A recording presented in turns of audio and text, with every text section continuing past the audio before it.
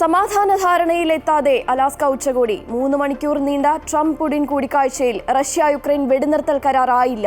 ചർച്ചകളിൽ പുരോഗതി എന്ന ട്രംപ്, ചില കാര്യങ്ങളിൽ അഭിപ്രായ സമന്വയമെന്ന പുടിൻ. യുക്രൈൻ സഹോദര രാഷ്ട്രമെന്നും റഷ്യൻ പ്രസിഡന്റ്. കോഴിക്കോട് താമരശ്ശേരിയിൽ 9 വയസ്സുകാരി അമീബിക് മസ്തിഷ്ക ജ്വരം ബാധിച്ചു മരിച്ചതോടെ അതീവ ജാഗ്രതാ നിർദ്ദേശം. കുട്ടി അടുത്തുള്ള കുളത്തിൽ കുളിച്ചിരുന്നുവെന്ന ബന്ധുക്കൾ. ആരോഗ്യവകുപ്പ് സാമ്പിൾ ശേഖരിക്കും. പനിയുള്ള കുട്ടിയുടെ സഹോദരങ്ങളും സഹപാഠിയും മെഡിക്കൽ കോളേജിൽ നിരീക്ഷണത്തിൽ.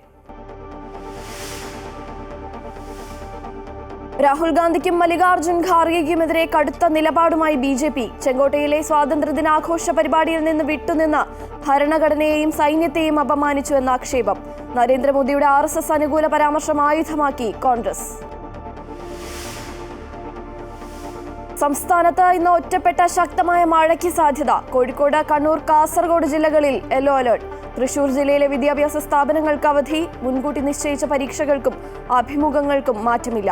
ജമ്മു കശ്മീരിലെ കിഷ്ത്വാറിൽ മിന്നൽ പ്രളയത്തിൽ കാണാതായ 100-ലധികം പേർക്കായി ഇന്നും തെരച്ചിൽ.